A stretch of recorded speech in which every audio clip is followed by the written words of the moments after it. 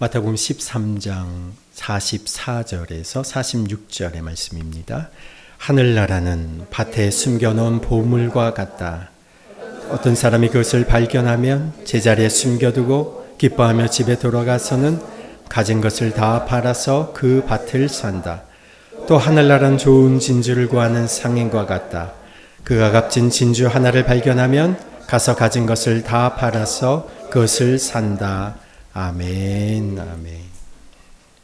근래에 20대 청년부터 직장인들 사이에서 코인 투자, 주식 투자에 대한 큰 관심과 이에 따른 투자 붐이 좀 일었었습니다.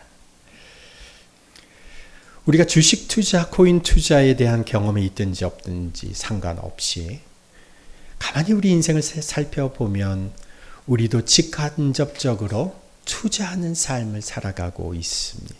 알게 모르게 우리 인생을 우리 나름의 방식으로 우리도 투자하면서 살아가고 있어요. 자녀가 상급 학교를 진학을 하면서 집 전체가 학교 근처로 이사를 오는 것도 일종의 투자입니다. 자녀 교육을 위해서, 부모가 자식의 미래를 위해서 투자하는 것이죠. 자녀의 짧은 등하교 시간, 학교생활, 편한 학교생활을 위해서 아빠가 출퇴근 시간이 길어지는 것을 감수하기도 하는 겁니다.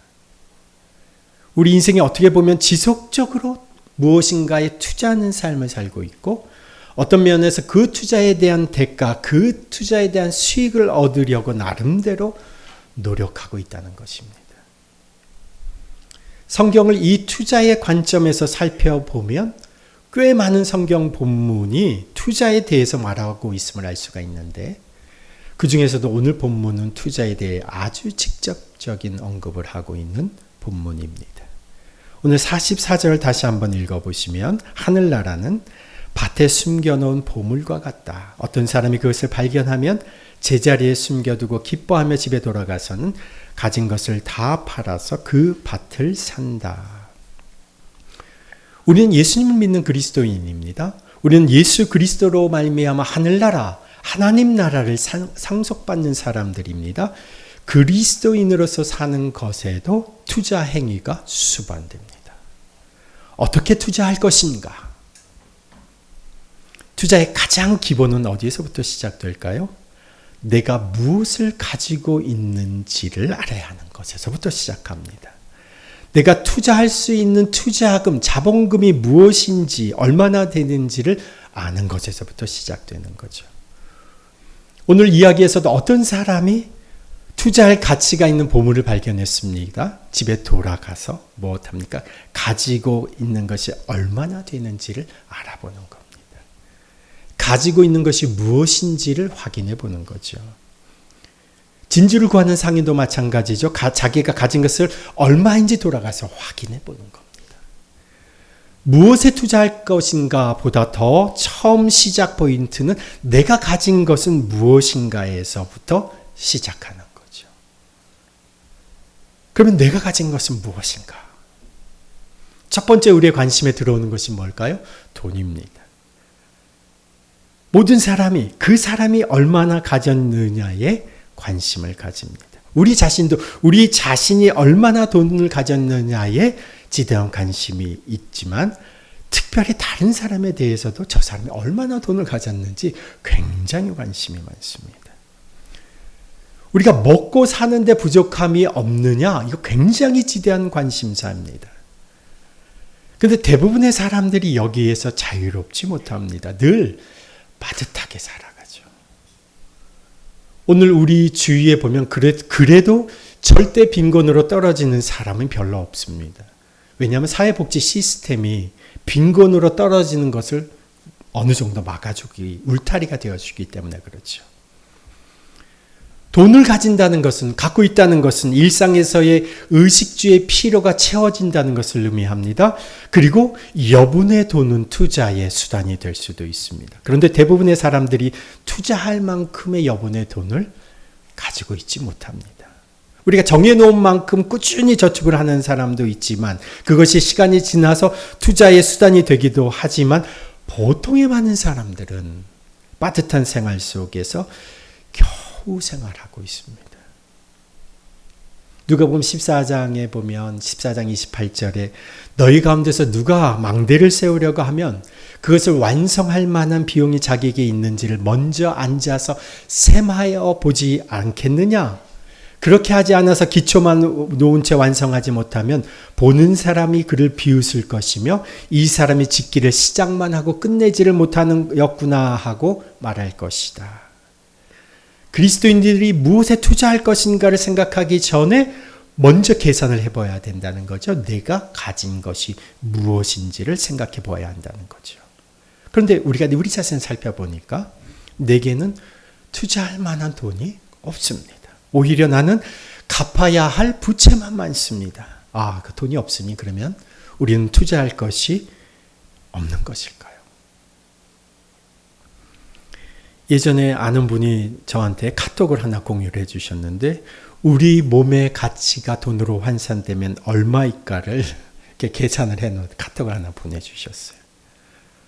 이게 지금도 정확한지는 잘 모르겠지만 각막 이식에 드는 비용 1억. 그래서 우리가 눈을 건강하게 볼 수 있으면 2억을 가지고 있다.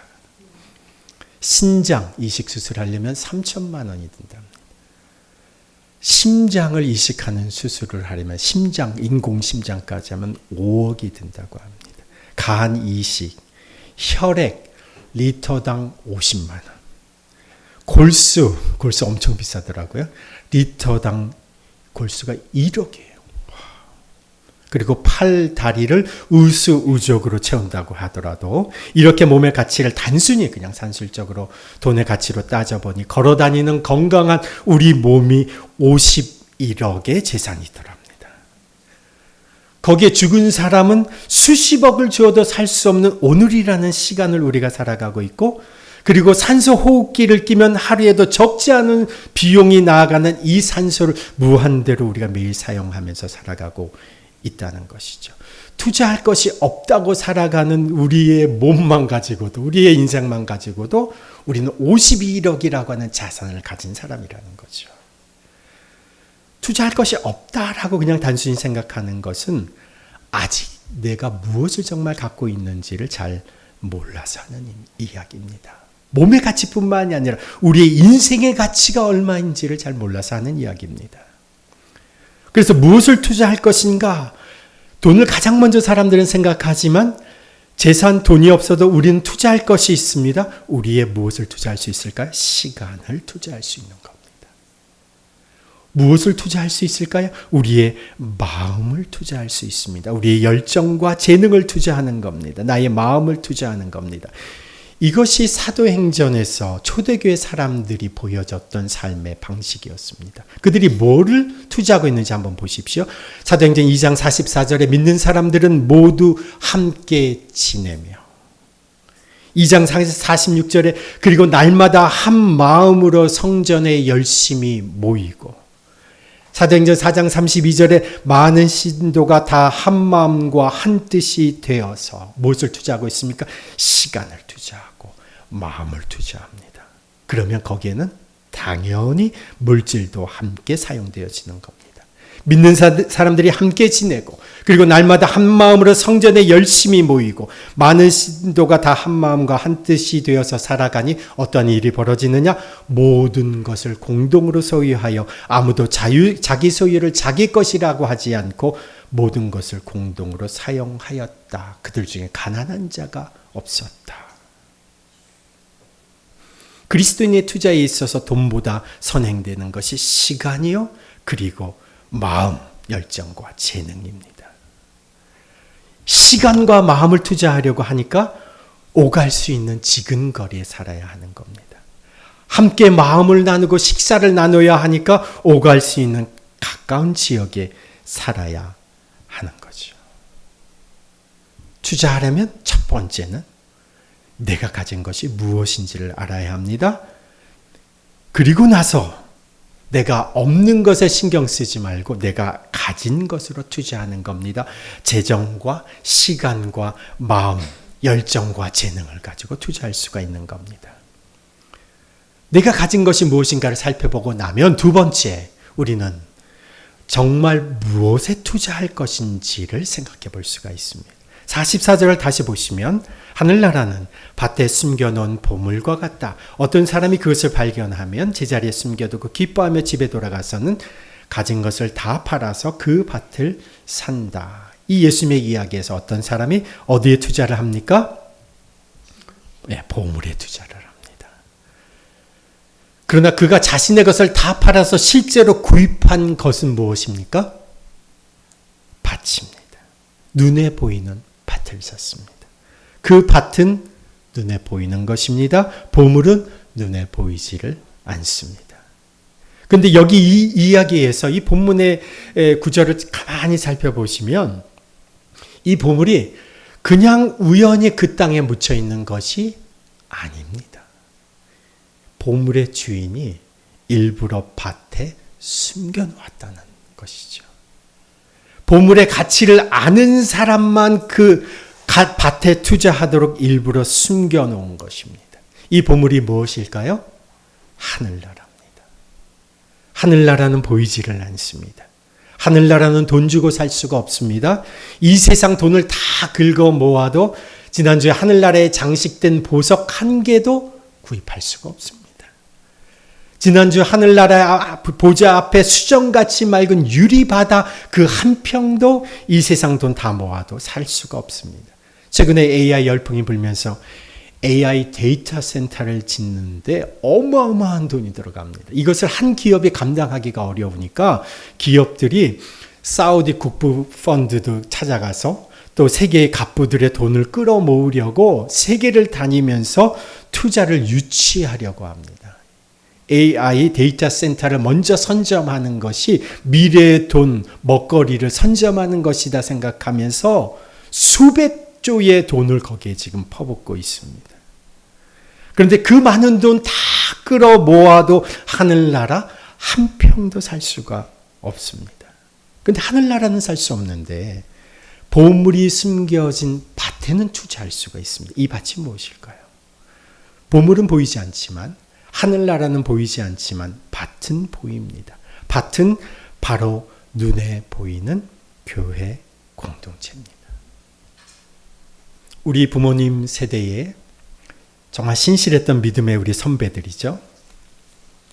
그분들이 그렇게 애써서 투자하였던 것이 무엇이었습니까? 그 중에 하나가 교회를 세우는 일이었어요. 교회가 없는 곳에 자신의 비용을 대서 교회 건물을 짓고 교회 건축을 하고 그리고 목회자를 세우고 목사님을 세우고 그리고 한 교회가 세워지고 나면 또 교회가 없는 곳에 교회 세우는 일을 그렇게 열심히 했습니다. 제 주위에도 늦게 신학을 하고 부름을 받아서 목회를 하시면서 일평생 몇 명 되지 않는 교인들 목회하시다가 은퇴하신 목사님들을 저는 여러 분 보았습니다. 몇 명도 안 되는 교인들. 세상의 기준으로 보면 형편없는 밭같이 보이는 거기에 자신의 전부를 다 투자한 분들이 주위에 수없이 많습니다. 그 밭에 묻혀있는 보물, 하나님 나라를 위해서, 하늘나라를 위해서 자신의 일생을 투자한 것이죠. 그런데 천국에 대한 간증이나 그 책자들을 살펴보면 공통적으로 천국을 보고 온 사람들의 언급 중에 하나가 큰 상급을 받는 사람들의 그 앞줄에 늘 교회를 세워간 사람들이 있다는 것이죠. 하늘나라는 직접 살 수도 없고 직접 투자할 수도 없지만 그 하늘나라가 묻혀있는 밭은 살 수가 있는 겁니다. 신실한 주님의 사람들이 살 수 있는 한, 투자할 수 있는 한 이 밭에 투자하는 겁니다. 교회 공동체를 세우고 교회 공동체를 위한 일에 투자할 수가 있는 거죠. 교회는 그리스도의 몸입니다. 교회 공동체는 하나님 나라의 대사관입니다. 이 땅에서 하늘나라를 담고 있는 하나님 나라의 통치 기구입니다. 하나님 나라는 보여줄 수가 없지만 그 밭은 보이는 겁니다. 그 밭이 교회라는 거죠. 그런데 세상 사람들의 눈에는 이 밭이 형편없이 보이죠. 왜 그 밭에 쓸데없이 투자하느냐고 묻습니다. 밭에 투자하는 것은 하나님 나라에 투자하는 겁니다. 복음을 위해서 투자하는 겁니다. 구약에서도 보이지 않는 이 하늘나라를 보여주는 밭이 있었습니다. 그것이 무엇이었을까요? 성전이었어요. 성전. 신약에서 보이지 않는 하늘나라를 보여주는 밭이 교회 공동체라면 구약에서는 그것이 성전이었습니다. 그런데 구약에서 보면 하나님께서 이스라엘 백성들에게 11조를 내게 하시죠. 그 11조를 내게 하시면서 그 11조를 어떤 용도로 사용할 것인지를 하나님이 가르쳐 주셨어요. 그 첫 번째는 하나님께 제사를 드리는 데 필요한 경비로 써라. 하나님 앞에 제사하고 그 제사 드리는 곳 성전을 유지보수하고 제사 드리는 제사장을 섬기는 일에 그 경비로 사용하기. 이게 첫 번째 목적이었고요. 두 번째는 절기 때, 축제에 하나님을 예배하러 오는 많은 사람들이 있습니다. 그 축제의 그 기쁨을 함께 누릴 수 있도록 절기 비용으로 11조를 사용했습니다. 그래서 유대인이든 유대인으로 개종한 이방인이든 모두가 참여하는 절기, 축제로 만들기 위해서 그 재정을 사용했던 것이죠. 그리고 11조는 또 한 가지 지역의 가난하고 어려운 형편의 사람들을 돕는 일에 사용했습니다. 이 세 가지 목적을 위해서 하나님이 구약에서 11조를 내게 하시고 사용하게 하셨죠. 신약에서 오늘 이 시대에 보물인 하나님 나라를 담고 있는 교회 공동체도 교회의 재정을 같은 목적으로 사용해야 한다는 것이죠. 우리 교회도 이런 하나님의 목적하신 바대로 고민하여 세운 교회 재정 집행의 원칙이 있습니다. 교회 재정 원칙 30대 30대 30 이렇게 제가 적어 보았어요. 제가 이것은 새가족 성경 공부 때 꼭 한 번씩 언급을 해드리는데 교회 재정을 어떻게 사용하는 것이 합당할까? 30%는 구약에서처럼 하나님 앞에 예배하고 교회 공동체를 세워가는 일에 사용하는 것이 좋겠다. 나머지 또 다른 30%는 하나님 나라의 축제로 사람들을 초대하는 일에, 복음 전도와 선교의 일에, 다른 사람들이 하나님의 복음에 참여할 수 있는 이 일에 사용하는 것이 좋겠다. 그리고 마지막 30%는 우리 주위의 어려운 이들을 돕고 지역사회에서 섬기고 나누는 일로, 지역사회 속에 하나님 나라 문화의 영향력을 끼칠 수 있는 일로 나누고 베풀면서 사용하는 것이 좋겠다 하면 90%죠. 나머지 10%는 예비비로 때때로 추가적으로 필요한 곳에 지출할 수 있도록 하는 이런 재정 원칙이 있습니다. 우리가 다음 주에 드려지는 모든 헌금을 교회 밖으로 흘려보내는 데는 이런 정신이 담겨져 있는 것이죠. 하늘나라는 돈을 주고 살 수가 없습니다. 그리고 볼 수도 없습니다. 그러나 보물이 묻힌 그 밭에는 투자할 수가 있다는 것이죠. 어느 날 주일학교 예배에 온 우리 아이가 가방에서 무언가 소중하게 뭔가를 하나 이렇게 꺼내 보여주는 겁니다. 제가 봤더니 축구 카드예요. 유명한 선수들의 축구 카드가 다 있더라고요. 그리고 이렇게 말하죠. 우리 집에 더 많이 있다요. 그렇게 말해요. 그것을 보면서 제가 생각을 했어요. 저희 집에는 한솔이 어릴 때 산 축구 카드가 파일 첩에 여러 개가 쌓여 있습니다. 그 당시에 아이가 어렸을 때 그 영국의 프리미어의 최고의 선수들이 나와 있는 그 축구 카드가 얼마나 많은지 모릅니다. 파일첩에 다 안 들어가서 이렇게 쌓아놨어요. 아이가 그걸 너무 보물처럼 여기니까 한국 들어올 때 버리지 못하고 그거를 다 가져왔습니다. 그 주일학교 아이가 보여준 카드보다 더 멋있는 카드가 저희 집에 산더미 같이 쌓여 있는데 제가 그 카드를 보면서 뭐라고 얘기했겠습니까? 엄지를 탁 보여주면 정말 멋진 카드구나. 우리가 보물같이 여기는 수많은 카드보다 훨씬 많은 보물 카드를 우리 하나님 아버지께서 다 가지고 계십니다. 하나님은 그런데 때때로 우리에게 왜 투자하라고 하시느냐? 돈이 있는 곳에 그 사람의 마음이 있기에 때때로 카드 한두 장 그것을 요구하시는 겁니다. 하나님께서는 사실은 내가 가진 것에는 큰 관심이 없으세요. 하나님의 관심이 있으신 것은 하나님이 주신 것을 내가 어떻게 투자하고 어디에 투자하고 어떻게 사용하는지를 보시는 겁니다. 하나님이 5달란트를 종에게 맡겨주셨어요.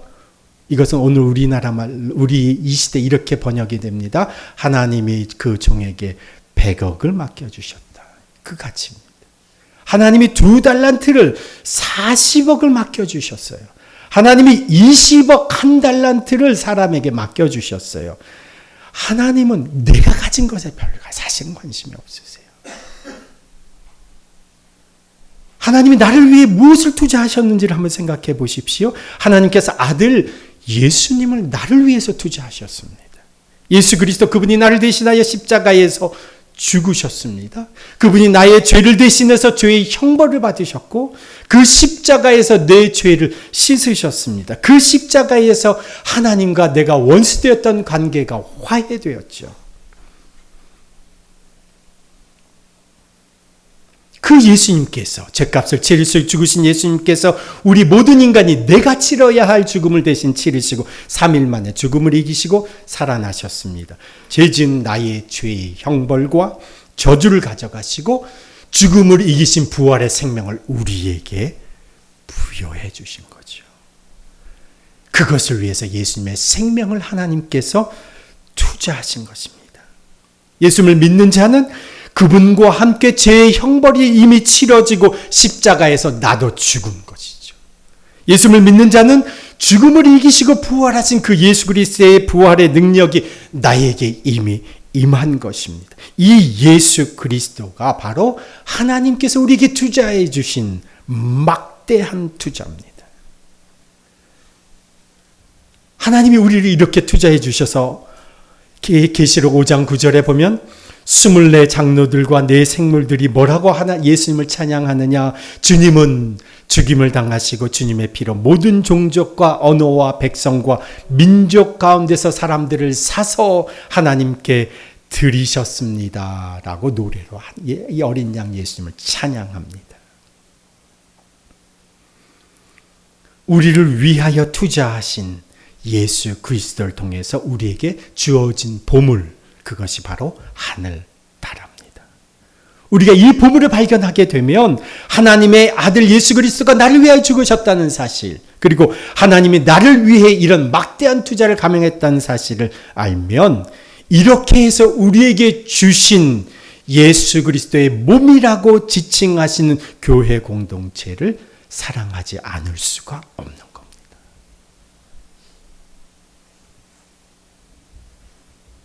보물이 묻힌 그 밭에 투자한다. 이것이 또 어떤 의미가 있을까요? 그것은 시간을 들이고 돈을 들이고 마음을 들이고 열정과 재능을 들이는 것이기도 하지만 반대로 생각해 보면 그것에 투자한다는 것은 보물을 위해서 덜 중요한 다른 것을 포기한다는 것을 의미합니다.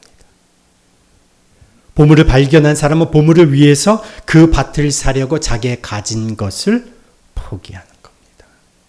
그것을 대가를 지불하는 거죠.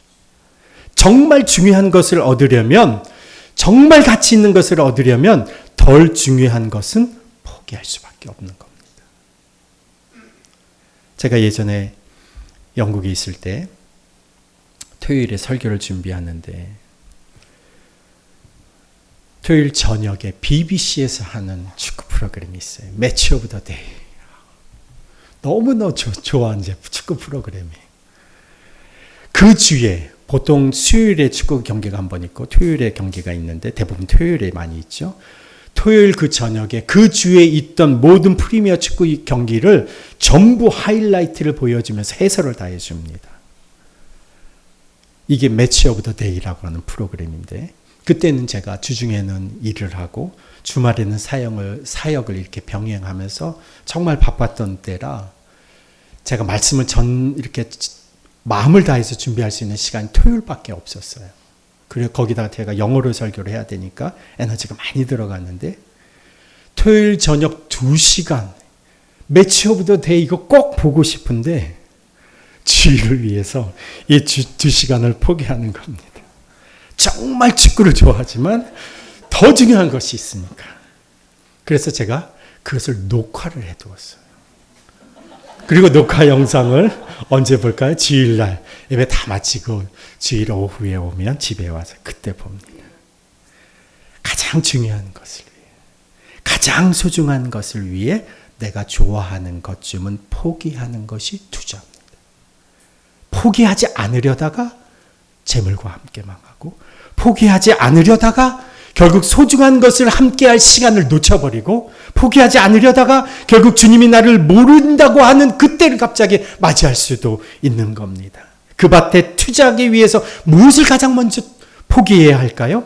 갈라디아서 5장 24절에 그리스도 예수께 속한 사람은 정욕과 욕망과 함께 자기의 육체를 십자가에 못 박았습니다. 무엇을 포기해야 되느냐? 나의 정욕과 욕망을 포기해야 한다는 겁니다. 정욕은요, 감정적 욕구입니다. 욕망은 무엇에 대한 갈망입니다. 정욕과 욕망을 포기한다는 말은 곧 내 감정대로, 내 하고 싶은 대로 사는 것을 말합니다. 내 마음대로 하면서 사는 것, 이것이 자유인 것 같지만 그리스도에게는 그것이 불순종의 마음입니다. 이것이 세상을 지배하는 영 아래에서 살아가는 세상 사람들의 모습입니다. 에베소서 2장 2절에 보면 여러분은 허물과 죄 가운데서 이 세상의 풍조를 따라 살고 공중의 권세를 잡은 통치자 곧 지금 불순종의 자식들 가운데서 작용하는 영을 따라 살았습니다. 마음대로 사는 것은요, 불순종하는 영을 따라 살아가는 겁니다. 내가 영원을 위해서 투자하면서 살아가기 위해서 내 감정도 주님 앞에 내려놓을 줄 알아야, 내 하고 싶은 욕구도 포기할 줄 알아야, 내 자신의 소중한 것도 포기하고 마음대로 살고 싶은 내 정욕과 욕망도 포기할 줄 알아야 투자할 수가 있는 겁니다. 그 밭이 그제서야 소중해 보이는 거죠. 그 보물이 묻힌 밭의 가치를 이제 보게 되면 자기의 소유를 다 팔아 그 밭을 사느니라. 내 소유를 다 포기해도, 내 중요한 것을 다 포기해도 아깝지가 않은 겁니다. 지난주에 제가 책을 한 권 추천받아서 읽었는데 책 이름이 하나님의 투자 수업입니다. 거기에 아브라함이 땅을 산 이야기가 언급되는데, 아브라함이 하나님이 주신 약속을 받았습니다. 가나안 땅을 너와 내 자손에게 주겠다. 내 자손이 하늘의 별과 같이 많아질 것이다. 그런데 그 약속이 이루어지기도 전에 아내 사라가 죽었습니다. 그래서 그녀를 장사 지내야 하는데, 굴 속에 장사 지내려고 하는데 그 굴이 포함된 땅이 헷사람의 땅이었습니다. 헷 족속이 그 땅을, 아브라함을 좋게 봐서 그 땅을 그냥 쓰라고 하는데, 아브라함은 그 땅을 일부러 돈을 내고 그 땅을 구입합니다. 그 땅이 어디냐? 헤브론에 있는 막벨라 밭입니다. 그 안에 굴이 하나 있는 거죠. 아브라함이 산 헤브론의 막벨라 굴에 나중에 아브라함도 묻힙니다. 그의 아들 이삭도 묻힙니다. 애굽의 총리로 살았던 야곱도 나중에 돌아와서 거기에 묻힙니다. 하나님께서 아브라함에게 가나안 땅을 주시겠다고 하셨는데, 그가 그 약속을 붙잡고 그의 일평생 그가 돈을 지불하고 산 땅은 막벨라 굴이 있는 그 땅입니다. 하나님이 주신 약속, 하나님이 주신 보물, 그것은 보이질 않죠. 그러나 아브라함은 자신의 물질을 투자해서 막벨라 그 굴이 있는 그 밭을 산 것이죠. 거기에 투자한 겁니다. 결국 어떻게 되었습니까? 아브라함이 산 그 막벨라 땅이 있는 가나안 땅 전체가 이스라엘 백성의 축복의 땅이 되었습니다. 그 밭을 산 것은 가나안 땅의 아주 작은 일부를 산 것이지만 그것은 아브라함이 보물 약속에 투자한 것이다. 그리고 투자한 그에게 하나님은 가나안 땅 전부를 주셨다. 왜 이 이야기, 예수님의 이야기에서 이 사람이 자기의 것을 다 팔아 그 밭을 사게 하시느냐? 정욕과 욕심을 십자가에 못 박고 그 밭에 투자하게 하시느냐? 우리가 가진 푼돈에는 사실 관심이 없으신 그분이 우리에게 그 모든 것을 다 투자라고 하시느냐? 사실은 그 보물 전부를 얻게 하시려고 그것에 투자하게 하시는 겁니다.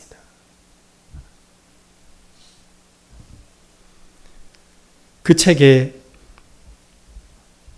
한 챕터가 7장의 챕터의 제목이 무엇을 중심으로 살아야 할까에 대한 챕터입니다. 그리스도인은 무엇을 중심으로 살아야 할까? 하나님의 역사의 현장은 다 지역에 함께 사는 교회, 지역성을 중심으로 일어났다. 어디에 살지를 결정할 때 교회와의 거리를 고려해야 한다. 이것이 이 시대에 그리스도인들이 고려해야 할 중요한 사명 중에 하나이다. 여러분이 어디에 살아야 하는가? 그리스도인들이 고려해야 할 중요한 사명 중에 하나가 무엇이냐? 교회와의 거리라는 겁니다. 함께 가까이 살아야 한다는 거죠. 그러면서 결혼해서 자녀를 양육하는 일이 이 시대는 참 부부의 힘만으로는 벅차다. 거리가 가까운 이웃이 필요하다. 이 울타리 역할을 해주는 것이 누구냐? 바로 교회 공동체라는 거죠. 좋은 친구, 좋은 이웃, 좋은 선배, 좋은 교사가 울타리가 되어주는 겁니다. 이런 교회 공동체를 통해서 나중에 대안학교도 세워질 수 있고 공동육아도 일어날 수 있게 되는 겁니다. 무엇을 중심으로 살아야 하는지 고민된다면, 먼저 교회에 투자하십시오. 그리고 가족에 투자하십시오. 그리고 나아가 하나님이 원하시는 지역성에 내 인생을 심어 보십시오. 후회하지 않는 투자 수익을 거두게 될 것입니다. 아브라함은 약속은 아직 보이지 않았지만 그 밭을 샀습니다. 이 예수님의 이야기에서 어떤 사람은 하늘나라가 묻힌 하나님의 나라는 보이지 않지만 그 밭을 샀습니다. 어디에 살아야 하는가? 어디에 투자해야 하는가? 하나님 나라가 감춰져 있는 교회 공동체를 중심으로 그것을 위해 투자하면 그것 가까이에서 지역성을 유지하며 살아야 한다는 것이죠. 여러분, 주님 만날 날을 정말 준비하면서 살아가고 있습니까? 사실 아무것도 필요하지 않으신 하나님께서 왜 우리에게 투자하며 살라고 하실까요? 이 땅의 모든 땅이 주님의 것인데 왜 그 밭을 사는데 투자하기를 원하실까요? 누가복음 22장 28절 성경 말씀 보여주세요. 너희는 내가 시련을 겪는 동안에 나와 함께한 사람들이다. 내 아버지께서 내게 왕권을 주신 것과 같이 나도 너희에게 왕권을 준다. 그리하여 너희가 내 나라에 들어와 내 밥상에서 먹고 마시게 하고 옥좌에 앉아서 이스라엘 12지파를 심판하게 하겠다. 시련 중에도 없는 중에도 주님을 위하여 어떻게 투자하며 사는지를 보시기 원하시는 것은 바로 그분과 함께 그분의 밥상에서 함께 먹고 마시게 하시려는 겁니다. 그것은 곧 그분과 함께 통치하고 다스리며 살게 하시려는 것입니다. 지난주 하늘의 예배 현장에서도 보시면 계시록 4장 4절에 하나님의 보좌 둘레에 24개의 보좌가 있었고 거기에 24 장로들이 머리에 금 면류관을 쓰고 앉아 있었습니다. 주님께서 왕권을 주시고 주님과 함께 다스리게 하시는 모습이죠. 이것은 24 장로들은 하나님의 백성을 대표하는 사람들입니다. 바로 하나님의 백성인 우리들의 모습이 미래의 모습이기도 한다는 거죠. 계시록 3장 21절에도 보면 이기는 사람은 내가 이긴 뒤에 내 아버지와 함께 아버지의 보좌에 앉은 것과 같이 나와 함께 내 보좌에 함께 앉게 해주겠다. 시험에 이기는 모든 그리스도의 백성들을 주님의 보좌에 앉게 해주시려는 겁니다. 모든 것을 소유하신 하나님께서 우리에게 왜 투자하며 살라고 하시는 겁니까? 우리가 주님과 함께 그 왕권을 누리고 영원히 주님과 함께 통치하며 다스리는 삶을 살기를 원하신다는 거죠. 그러나 하늘나라는 돈 주고 살 수가 없습니다. 그러나 그 밭은 살 수가 있습니다. 내가 무엇에 투자하며 사는가가 내가 무엇을 보물로 여기는지를 보여주는 겁니다. 나는 정말 하나님 나라, 하늘 나라를 상속받을 자로 살아가고 있습니까? 정말 나는 그날을 인식하며 기다리고 있습니까? 나에게 하나님의 전부이신 아들 예수님을 보내주신 그분 앞에서 나는 구체적으로 나의 남은 인생 어떻게 하나님 앞에서 투자하며 살아갈 것이냐. 내 물질, 내 가용한 시간, 내 마음, 열정, 재능 어디에 투자하며 살아갈 것인가. 나를 위해서 예수님 자신을 투자해 주시고 영원한 하나님 나라를 주신 그 하나님을 위해서 아낌없이 우리의 인생을 투자하며 살아가는 우리가 되십시다. 가진 거 다 팔아서 그 밭을 사는 이 사람처럼 다 내어드려 투자해도 아깝지 않은 그런 주님의 사람으로 우리가 살아가십시다. 눈에 보이는 밭, 교회 공동체를 위해서 투자하고 헌신하는 주님의 사람이 되십시다. 그 여정의 끝에서 우리는 교회의 주인이시며 만물의 주인 되신 예수님을 만나게 될 것입니다. 하나님 아버지, 하나님 나라는 우리 눈에 보이지 않지만 주님께서 우리에게 이 보물이 숨겨진 밭을 알려주셨습니다. 주님, 우리에게 주신 것이 무엇인지를 생각합니다. 우리는 가진 것이 없고 우리는 드릴 것이 없다고 생각하지만 우리에게는 하나님의 가장 위대한 유산인 하나님의 아들 예수 그리스도가 우리에게 주어졌습니다. 주님이 이미 우리에게 주신 것을, 우리에게 누리게 하시는 것을, 우리의 인생을, 우리의 시간을, 우리의 마음을 아낌없이 주님 앞에 투자하는 자로 살게 해 주옵소서. 주님이 우리에게 보물을 온전히 누리게 하시려고 이 밭을 주셨으니 온전히 그 보물을 누리며 주님과 함께 다스리고 통치하는 자로 살게 하여 주옵소서. 주께서 그 밭을 우리에게 이미 알려주셨으니 내 가진 것 아낌없이 포기하고 내 정욕과 욕망을 포기하고 주님 그 밭을 대가를 치르고 사는 믿음의 사람들 되게 하여 주옵소서. 나를 위해 생명을 투자해 주신 예수 그리스도를 본받아 이제 교회 공동체를 통해 아낌없이 주님의 복음과 사랑에 투자하며 살아가는 주님의 백성 되게 하여 주옵소서. 그리하여 아낌없이 주께 내어드리는 우리의 인생을 통하여 하나님 나라가 이 땅에 확장되고 수많은 영혼들이 구원 얻는 기적을 보게 하여 주시옵소서. 이제는 우리 구주 예수 그리스도의 그 지극하신 은혜와 하나님 아버지의 무한하신 사랑과 성령님의 교통하심과 역사하심이 보물이 숨겨진 밭에 아낌없이 투자하고 헌신하는 삶을 살기로 결단하며 이제 세상으로 나아가는 주님의 백성들 위해, 그 가정과 자녀들 위해, 일터와 사업장 위해, 그리고 더비교회 공동체 위해 이제부터 영원토록 함께 하시기를 간절히 축원하옵나이다. 아멘.